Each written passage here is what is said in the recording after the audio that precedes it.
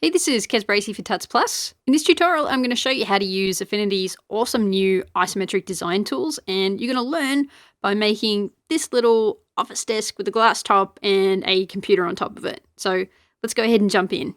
Okay, so we're going to be recreating this illustration, and the first thing that you're going to need is a new document. So let's go ahead and do that. Control N for a new document. We're going to choose from the type drop down here, web, that will give us the correct unit of measurement and the correct DPI. And then we're just going to keep it with the 1080p preset. Now we want to set up our isometric grid. So head up to View, and then we're going to need to open up the Grid and Axis Manager. And in here, you'll find a preset for an isometric grid. So go ahead and hit that. And then you just want to tick this box that says Show Grid. And then that has automatically set up an isometric grid with the most commonly used perspective and angles. You can change this grid up if you want to, but if you're making game graphics or just any type of classic illustration, then these defaults will be perfect just how they are. So we're going to close that down. The next thing that you want to do is make sure that you have the isometric panel showing. Now, if that's not showing already, go up to View, Studio, and then you can find the isometric panel here. All right, now we're ready to start drawing up our design. The first part that we're going to start making is the top of the desk itself, because everything else is going to kind of need to be aligned relative to the top of the desk. And this is where the new isometric tools are really, really cool. Previously, if you wanted to draw out a rectangle in isometric mode, you would have had to use the pen tool, and then you would have had to manually draw out the rectangle, something like this. But you don't need to do that anymore, because instead, what you can do is choose the plane that you want your shape to be on. This is the top of our desk, so I'm choosing top here. Then you toggle this switch on here, edit in plane. Now, I can edit directly in that top plane, just as though I were editing in normal sort of front-facing 2D. I'll show you what I mean. I can grab a rectangle tool now, and instead of just drawing out a normal rectangle, it's going to work in this sort of isometric 3D perspective. So now I can just draw out the top of the desktop that I want to have, just like that. So we want a shape that's going to be 4 squares deep by 10 squares long. So 1, 2, 3, 4, 5, 6, 7, 8, 9, and we'll have one more to give us 10. And just make sure you have snapping turned on up here and both of these two options as well. Now we're going to get this top of the desk in position. I want it to have 4.5 squares from the top. So 1, there's a half, and then 1, 2, 3, 4. So I'm just going to move that up by 1. And I want it to be 3.5 squares from the left. So we've got a half, 1, 2, 3. Let's move that over here. Then that's going to leave plenty of room for the rest of the illustration. Okay, next up, let's give it a color. I'm going to give it a light blue color, and then this will make transparent later to give it a glassy look. Now, if you don't have a space up here to paste in a hex code, then make sure you have the color panel open first. Then in the top right, you want to choose sliders. And then from this little drop down, choose RGB hex. And then you can just easily paste in a hex code. So for this, we're using 72D5E7. All right, now let's draw in the sides. So we'll do this side to begin with. We're going to activate this side plane instead of the top plane. And now I'm going to zoom in and use the rectangle tool again. And I want this rectangle to be 2 of these little grid units high. So there's that side done. And now we'll activate the front plane and we'll do that side. So that is how easy it is using these tools to set up isometric shapes. Now, a little tip here, one of the things that you might notice is that there's a little bit of a seam in between these shapes. It's just kind of an unfortunate thing that can happen sometimes when you're working with vectors, and even if you snap shapes directly onto the grid, sometimes you can see through the gaps. So the easy solution, it's not a very elegant solution, but it will work, is to just add a border, or a stroke rather. So we're just going to add a 1-point stroke to each one of these shapes. And we're going to set the color of that stroke to be the same color as the shape itself so that it will all look like it's unified.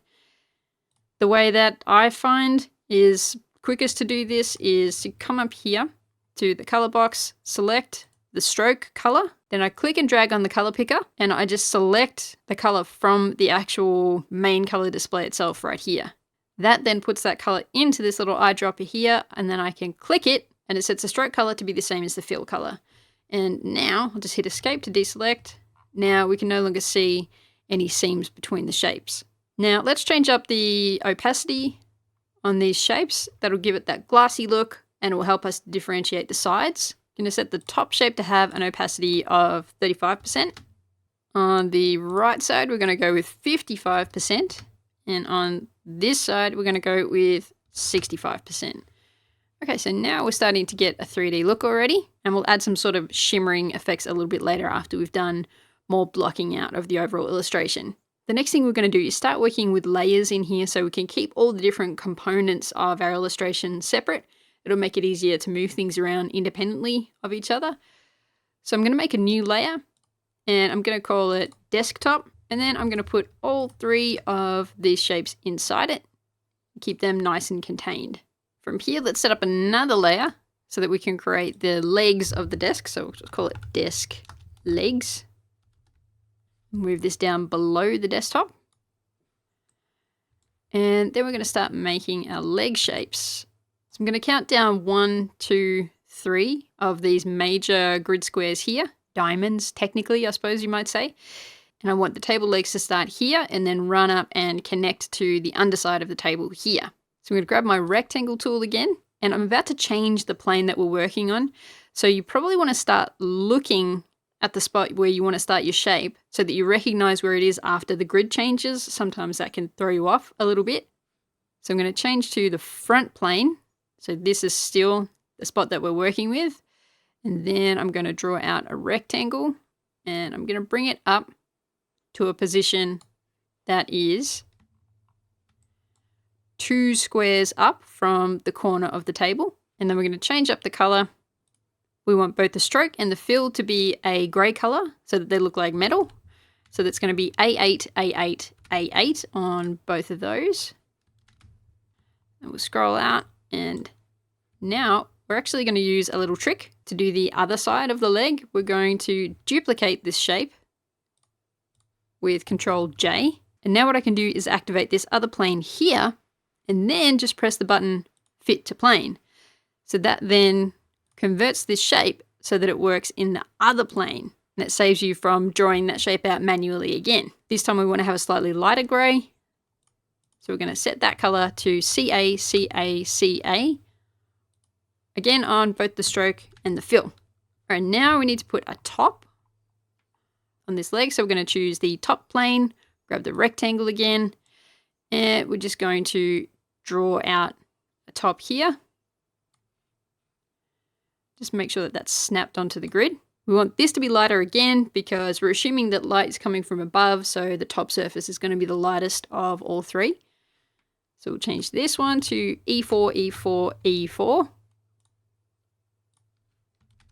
And then the last thing that we want to add in here is a little circular shape that is going to make it look like there's an attachment between the leg and the glass tabletop. So you're not restricted to just drawing with rectangles in isometric perspective. You can draw circles as well. So I'm just going to hit escape so that I don't accidentally modify that square.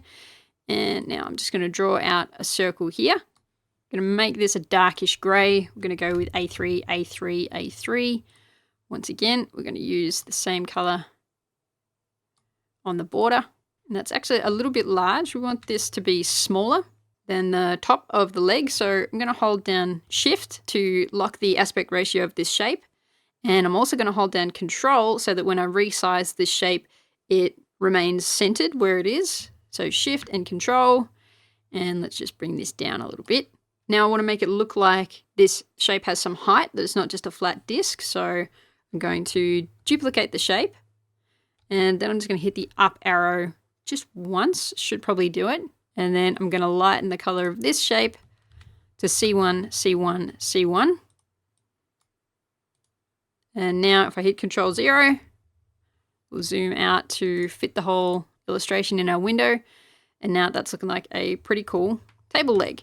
Actually, now that I look at it, that is kind of looking like a little bit too stumpy. It actually needs to be one more grid cell higher. So let's select our shapes here. Going to convert them to curves by pressing this button. Then I'm going to grab the node editing tool, select these nodes, and just drag them down. So that's how you can make adjustments to your shapes if they don't come out exactly as you intended them to be. All right, now that we have all of these shapes coming together and forming up the leg of our table, we're going to convert them into a symbol so that we can reuse that leg for the other corners of the table. So just make sure you have all of the shapes selected. Go into the symbols panel. And again, if you don't have that visible yet, go to View, Studio, and then to Symbols. You could just press Create here, but then you wouldn't have any control of what the name of the symbol is going to end up being. So I'm going to hit Control G to group them up. And I'm going to rename the group and call it Leg. Now I'll hit Create, and we get a chair leg. So I'm just going to drag the chair leg in so that we get all 4 legs. Drag one in up here. We'll reposition those in a second.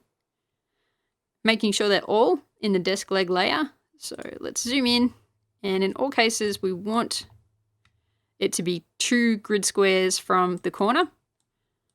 So we've got 1 and 2, just getting that snapped on the grid. And then the other one up here.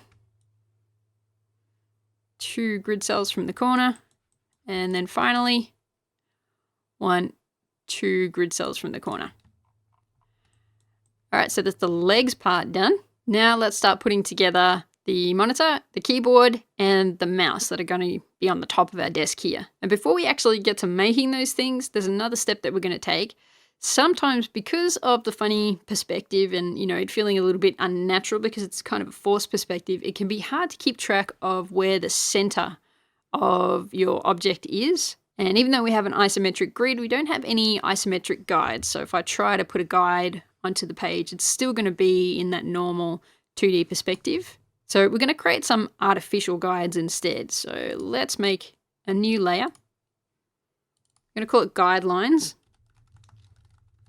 And in here, we're going to start by creating a line that's going to bisect the top of our table so that we can get our keyboard and our monitor centered on the table. So we're going to grab the pen tool, and you can count in if you want to. Our table is 10 major grid squares long. So 1, 2, 3, 4, 5. So we want to go here and here, and then we're going to hit enter. And then from here, we're actually going to extend the line so it's a bit more clear that this line is not part of the illustration, that it's just there to help us keep track of what we're doing. Make sure we keep that straight. And now we want it to look a bit more like a guide would normally look. So we're actually going to put some effects right on the guidelines layer itself. So make sure you have the guidelines layer selected and then hit this little FX button here. And we're going to add a color overlay to give this a light blue color. So that's 5DE3FF. And the reason we're doing that is because as you're going through and creating your illustration, you might have been just working on an object that has set your default color to a particular color, and you want to be able to just jump into this guide and add a new line in without having to try to get the correct blue color to match your other guidelines. So by having a color overlay on the whole layer, any line you add in here is going to come out blue. And then we're also going to give the whole layer some transparency. So we're going to go up to opacity and set that to 50%. And then now we have some nice blue guidelines. And I'll just get rid of that guide I accidentally added just a moment ago. Okay, so now we can toggle those guidelines on and off to help us keep track of where the center lines are in our illustration. All right, so let's make a couple more layers. We're going to need one for our keyboard. We're going to need one for our mouse. And we're going to need one for our monitor. Okay, so let's start by drawing out some of the basic shapes that we're going to need to decide where each of these 3 aspects of the illustration is going to be positioned on the desk. So we'll start with the keyboard and we're going to zoom in, grab a rectangle. This time we're going to be working in the side plane because we want to show where the front part of the keyboard is going to be. It might seem a bit confusing because of the angle that we're looking at our illustration. Here, what says side is actually going to be our front, and front is going to actually be our side. So just bear that in mind as we're going through. So we're going to grab our rectangle tool and we're just going to start by drawing out a rough shape, which we will then adjust. And you can see that when you've drawn out the shape, you get these little markers here that show you where the center of the shape is. And we can use those to make sure that this front part of our keyboard is positioned on the center line that we just set up before. And we want this to be 5 little grid cells from the front of the desk. So 1, 2, 3, 4, 5. So we're just going to drag this over here a bit.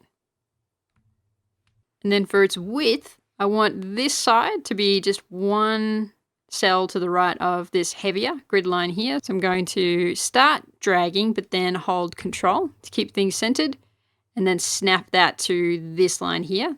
Now I'm going to switch to top plane, and I'm going to draw out the top of the keyboard. Hit Escape so I can avoid selecting the shape underneath. Again, we'll just rough it out and then adjust it. And I want this one to be 9 of our grid cells wide. So we've got 1, 2, 3, 4, 5, 6, 7, 8. So we want it to be 1 more, bringing that to 9. And then we can just finish up our basic keyboard shape by going into front mode. And then we're just going to draw out the final side. And we'll recolor that in just a little bit. Before that, we're going to draw up the base of the monitor. So once again, we're going to switch into this plane here so that we can draw the front-facing portion of the monitor stand. Make sure we have the rectangle tool selected again. We're going to zoom in, roughly draw out a shape, and then we'll refine it. So we want it to be centered on our guideline. I want a gap of 6 squares. So 1, 2, 3, 4, 5, 6. So just drag this down here. And then I want it to be 12 squares wide. So we've got 1, 2, 3, 4, 5, 6. Hold down Control and just drag that in. So now we've got 1, 2, 3, 4, 5, 6. Okay, that's correct. We're going to draw out the top. We want that to be 9 squares deep. So we'll change to top mode. And we're going to drag this out. 1, 2, 3, 4, 5, 6, 7, 8, 9. And then once again, we just round out the box on the third side. Actually, I didn't put those in the correct folder. Just going to select these 3 shapes and drag those into the monitor folder where they should be. And while we're at it, we're going to group those up and rename that group to base.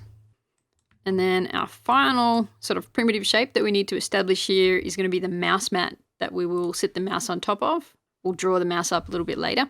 So we're going to zoom in here. This time, I'll remember to select the mouse folder. Grab the rectangle tool, make sure the top is selected. And I want to allow a gap of 2 grid units. I'm going to draw it out to be the same height, or the same depth rather, as the keyboard. And for the width, I want it to go 1 cell past this major grid line here. So just drag that back to here. And now that's the basics of each of those 3 parts set up. Let's go ahead and color those. The top surfaces of both the keyboard and the monitor stand can be the same color. So I'm going to hold down Control so I can directly select the top shape here. And then I'm going to hold down Shift and keep Control held down so that I can directly select the top of the stand as well. Now I'm going to set the color of both of these to be 5A, 5A, 5A. And again, you want to do that on the stroke color as well. Hit Escape to deselect. Now Control and Shift and select both of these front edges here, or sides. We're going to change that to 4-2, 4-2, 4-2.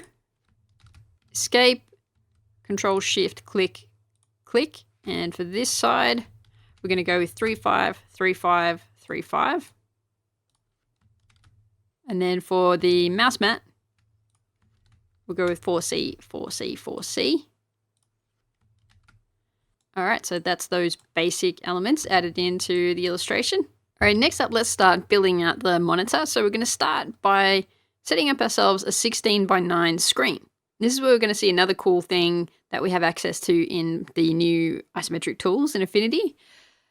I'm going to go over here up to the top corner, and I'm going to make another layer, and I'm going to call this one Placed Shapes, because what we're going to do is sometimes we're just going to make some normal 2D shapes that are front on, and then we're going to place them into the scene and use the isometric tools to convert them into the correct perspective. So we're going to go into our isometric panel again, and this time we're going to make sure that Edit in Plane is turned off. Grab our rectangle tool and just draw out a rectangle. What we want to do is set it up so that it has a 16:9 perspective. So the easiest way to do that is to set it to 160 pixels by 90 pixels. That's a little bit too small to work with, so we'll just multiply that by 2. So in the top box, we'll just say times 2 with the asterisk key, the little star key, times 2. So now we have a 16:9 shape, and in a couple minutes, we're going to be able to convert this onto the isometric plane. Before we do that, we're going to follow a couple of extra steps. So we're going to need an extra copy of this shape. You'll see why shortly. Now, this is a 16:9 shape. That represents the actual screen space, but then we need the bezels around the outside of the monitor as well. So we're going to duplicate this shape once again. Then we're going to select the one that's at the bottom of this stack here, the lowest one. We want to add an equal amount of space around all 4 sides. We're going to add 8 pixels of extra space on each side. To do that, we're just going to add a total of 16 pixels to each one of these numbers. So plus 16. And then select this layer here, the one that's on top. We want this to be black, so let's just double click here. Change that to black so we can make sure we are seeing the difference between these two shapes. And then we're going to center them by hitting these buttons here. Now we have a flat shape that represents our monitor. We're going to select both of these shapes, group them, name them monitor front. Now we're going to create a symbol. We're going to drag this onto the canvas, go back into our isometric panel, click side to go into the side plane, and then click fit to plane.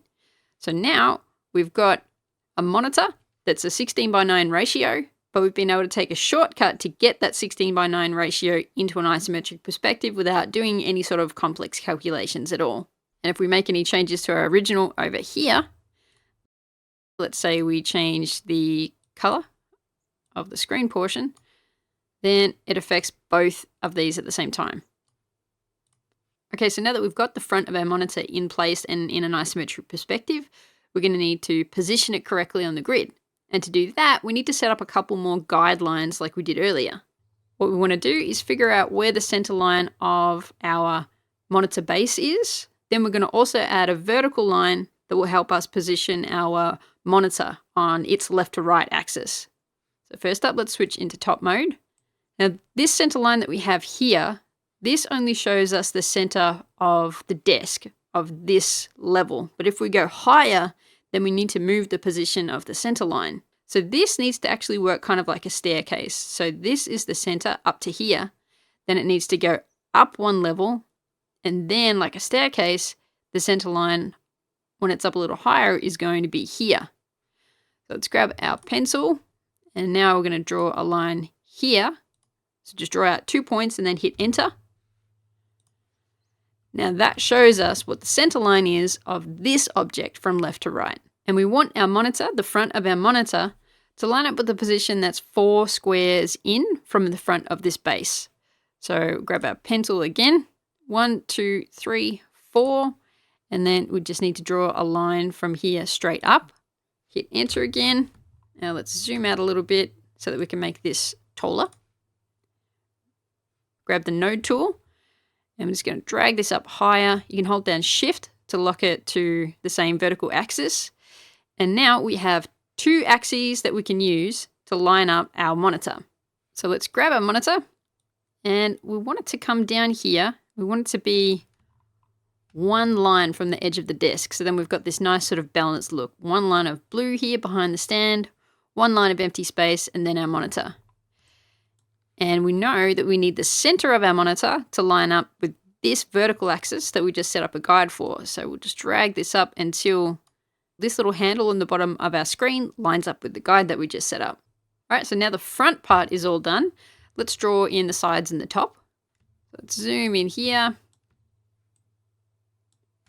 We're already in top mode, so let's grab a rectangle, hit escape to deselect. Make sure we have edit in plane reselected. Now we're going to draw at the top of our monitor. Just draw it out until it snaps to the grid, until it reaches this first clear line here. So it's going to be 1.5 grid cells wide. And then we'll do the same thing for the side, switch into this mode here, ironically called front. Now we'll change up our colors. And by the way, if you want to hide the grid while you're working on things like setting up colors, just hit Control and then apostrophe. For the side, we want the color 353535. And for the top, we want the color 5A, 5A, 5A.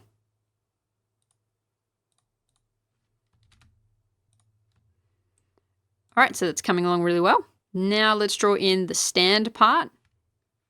So before that, we'll just group up all of these shapes. We'll name them monitor. And then we'll move them into the monitor layer that we created earlier. So we'll just drag this down to here. And now select the base group just here so that the next shape that we draw will be above it. Let's zoom in and turn our grid back on. And we're going to change into side mode here. Grab our rectangle tool again, and we're going to draw out the main part of the stand of the monitor. So we want this to line up with this cross section that we identified earlier. And we want to go 2 grid cells to the left so that we can draw it out to be 4 grid cells wide. And we'll just take this up here. And we want the top edge of this shape to come 4 grid cells up from the bottom. So 1, 2, 3, 4. Let's just bring that down. We're trying to make it so that the top of this goes to around about where we might expect a stand to attach to the monitor. You'll see why in just a minute. Now let's draw the other side out. So we'll do the same thing again. We'll just draw this up to the same spot. Now another hint here, if you're working with something like this where you can't quite see what you're doing, you can always go into View and set the View mode to Outline. So there we go. I can see that I've taken this up too high now. I want this corner to align with this shape, so I can bring that back down here and go back into View and put the View mode back to Vector. Right, now let's hide these guides for now. We don't need them just at the moment, and we'll change up our colors. For this side, we're going to use 2C, 2C, 2C. And for this side, we're going to use 393939. And now we have a basic stand set up, but we actually want to put this stand on an angle. And now you'll see why we made this shape go all the way up here, even though you can't see that part of the stand. So what we're going to do is select both of these shapes. Then we're going to press Convert to Curves. And now if we select the Node tool, we can select all of these nodes at the bottom. Make sure our grid is turned on. Set it into top mode. And now we can drag these nodes backwards so it would look like we have a stand that's slanted forwards. And while you're dragging, you can hold down Shift to make sure that you lock this modification onto straight lines only. So we're going to drag this all the way back until we have 1 grid cell left empty at the back there. Escape to deselect. And that is our monitor pretty much finished. There's one more thing that we want to do, and that is add in something to display on the screen. And that is why we created this extra rectangle earlier. This is going to become our screen. Okay, so first up, let's change the screen color to something that's more suitable for a screen. We're going to change it to E4, F4, F7. So it's kind of a light blue that matches the hue that we've set up on our glass desk over here. And we're going to set its border to 2C, 2C, 2C. Then we'll draw in some bars. So we'll select our rectangle tool, turn off edit in plane, and we'll just draw in some little bars for a bar chart. We'll set the fill of that to an orange color. So that's E1AA59. And then we'll set the border color to just a slightly darker orange than that. We'll copy and paste that to make another bar. Shrink that down a little. We'll set the fill for that to a kind of greenish color. AFE B58. And for the stroke, we're going to use 80C817. And then one more little bar for our chart here. For a fill color, we're going to go with the purple, 7D88FD. And then for the stroke, 6676ED. Now let's just select all of these and align them so that the bottoms are on the same level. And then we'll distribute them horizontally as well. And then we'll also just throw in a pie chart. Actually, let's just move these over and make a little bit of space first. So we're going to add in a circle. We'll make that the same height as this bar here. Then we're going to copy and paste that circle into the exact same position. And what we're going to do then is select the green bar, hit Control-C to copy, select this circle and press Control-Shift-V to paste the styles. And now we're going to turn this into a pie. So we're going to hit this button here, convert to pie, and then we can just mess with the starting angles here to change up where the angle of this pie chart shows up. Then we're going to do the same thing again, copy, paste, select the orange one, copy, Control-Shift-V to transfer over those colors. And now let's just open that pie chart up a little bit more. So now we've got a nice pie chart lining up its colors with bars over here. All right, so now let's grab all of these shapes that we just set up. So from the screen in the background, all of the shapes here, we're going to group them. We'll name that group screen. And then just like before, we're going to turn that into a symbol, drag it onto the canvas, go into our isometric panel, select side, and then choose fit to plane. And now we have a screen that we can fit into our monitor here. And we actually want to have it look like it's set back into the screen a little bit. So let's drag it down into our monitor group here. In our monitor group, we want to expand the monitor front section. And then we're going to drag our screen down inside so that it nests underneath the black rectangle at the front. So we need it to be indented to the right, like you can see with this highlight here. And that means that that black rectangle is going to mask our screen. You won't be able to see any part of the screen that's not contained within this rectangle. So let's turn our grid back on. We'll start by just getting it lined up directly on the grid.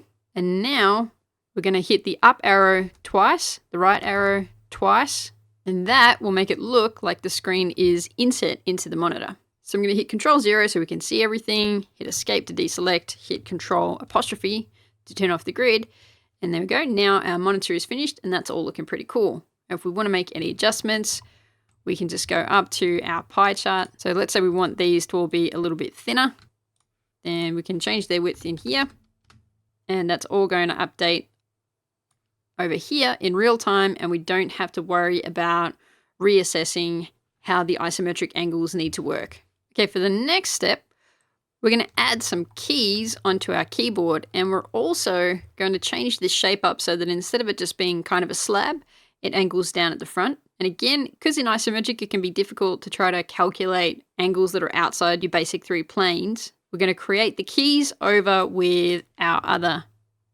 placed shapes here, add them back into the illustration, and then we're going to change up the angle of the top of the keyboard. Okay, so let's Control and click the top of the keyboard, copy that shape, and then we're going to go into our placed shapes layer, and we're going to paste it in there. Let's just move it over here to get it out of the way. We'll zoom in and turn our grid back on and go into top mode. Our keys are going to be pretty straightforward. All we're going to do is grab the rectangle tool, make sure we have edit in plane active, and we're just going to draw out a one square rectangle. Make sure that that's all snapped onto the grid. We're going to set its fill color to 5A, 5A, 5A, and its stroke color to 2C, 2C, 2C. Now we're just going to duplicate that shape or just copy and paste it into the same place. Hit the up arrow key once, and now we have a single key. So let's just select both of those rectangles, group them, and then we're going to name that key. Now we're going to use Affinity's Power Duplicate feature to just automatically spread this key along a row. We need to make sure that we have the Move tool selected, hit Ctrl J to duplicate, start dragging this and hold down Shift to constrain where it drags to, and drag until you see a little number pop up that says 1.1. That gives us the right amount of distance in between our keys, and then release. Now hit Ctrl J again, and it's going to repeat the actions that we just took and give us the same amount of spacing. And then hit Ctrl J repeatedly until you get all the way till the end of the keyboard. And we want to have a bit of a gap in between a number pad and the regular keys. So count along 1, 2, 3, 4, select the 5th key and then delete it. Now we want to select all the keys that we created so far and group them. And now we're going to power duplicate this row into another series of rows.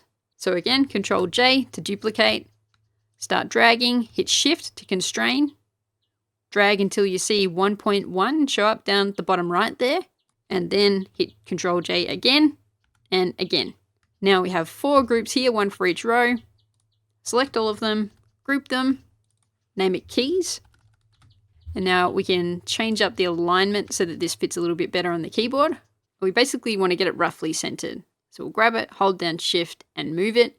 This doesn't have to be perfect because keyboards are generally not perfectly symmetrical. And now to create a bit more color contrast between the keys and the top of the keyboard, I'm going to select the top of the keyboard. We're going to change that color to 444444. All right, now we need to select that bottom rectangle and the keys that we just created, group them up, name it keyboard top, and again, we're going to make a symbol. So let's go back to our original keyboard, drag in the new keyboard top, and we actually need to place that inside the keyboard layer. So expand that and drag our newly added symbol in here. We'll get it lined up properly. And now we're ready to make some adjustments to the angle on it. And what I want is for the front of the keyboard to be half as high as the back. So I'm actually going to start by selecting the front of the keyboard and just dragging it down till it's half its usual height. And we're going to do the same thing on the side, but we're going to convert to curves, grab the node tool, and then just drag this node down until it matches the height of the front there. Okay, now let's grab our keyboard top. And you can see there that right now the selection box around this whole item is a big rectangle. We actually want a selection box that perfectly matches the shape of our keyboard here. So we're going to make a small change to our symbol. We're going to grab the keys group that we created and we're going to drag it inside the rectangle that defines the top of our keyboard. Now the keys are nested in here. We can still see them, but when we select this rectangle, we get a selection box that matches it perfectly. Now we can make the adjustments that we need to make. So I'm going to start by dragging the end of this keyboard out so that it closes that gap. And then if I move my mouse down just slightly, this can be a bit finicky to get this to come up.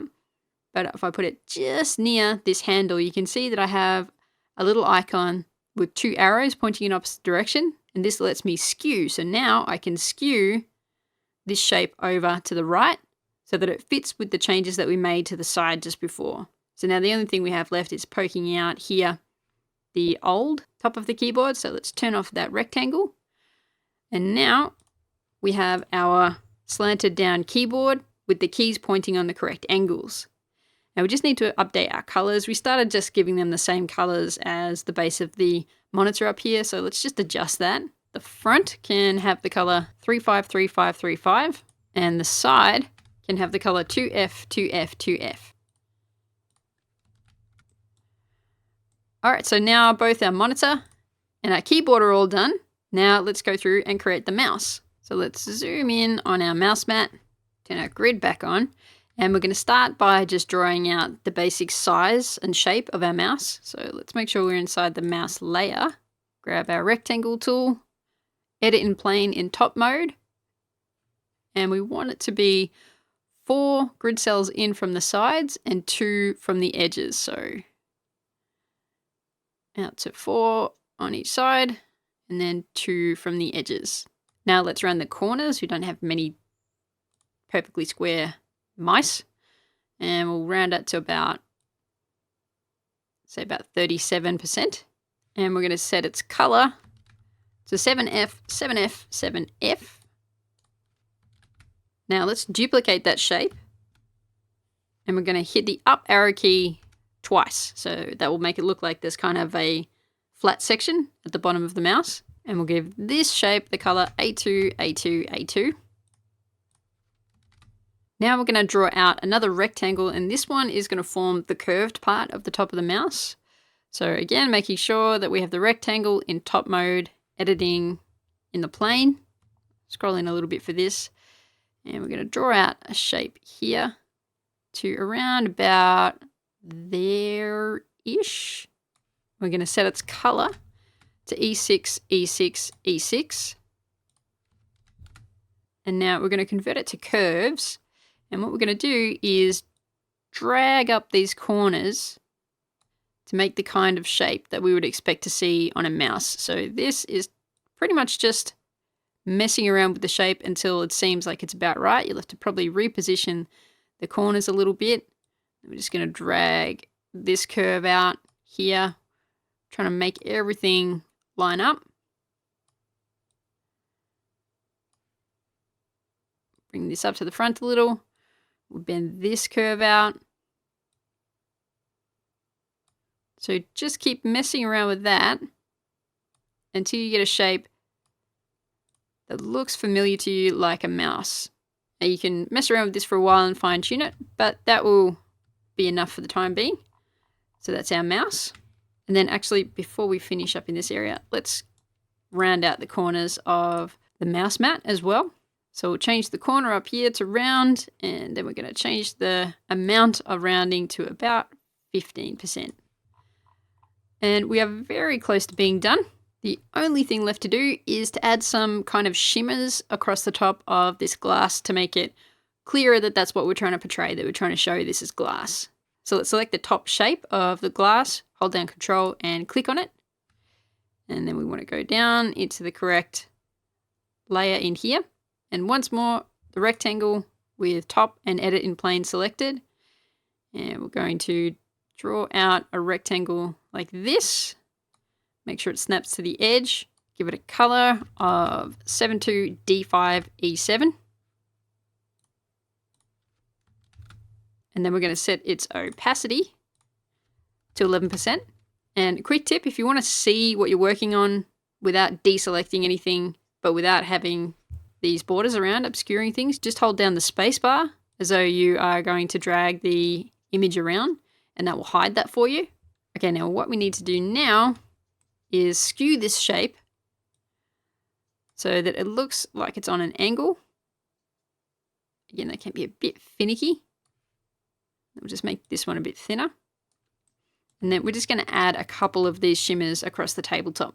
So copy paste, and let's just drag this out and make one a bit bigger. Copy paste again. We'll do another smaller one. And then copy paste one more time. And we're going to make this one go off the edge. Just make sure the bottom corner lines up with this corner here. And then we'll come to about here. We're going to convert that to curves, grab the node tool, and then just bring this stray corner back in here. And with that, our illustration is complete. Now we can turn off, make sure our guidelines are turned off, and we can also turn off our placed shapes here. Turn off our grid, and there we have our completed illustration. Control 1 to go to 100% size, and then you can check out your handiwork. So I hope you enjoyed this tutorial, and I hope you learned a lot about how to work with Affinity Designer and its new isometric tools. Thank you very much for watching, and I will see you in the next one.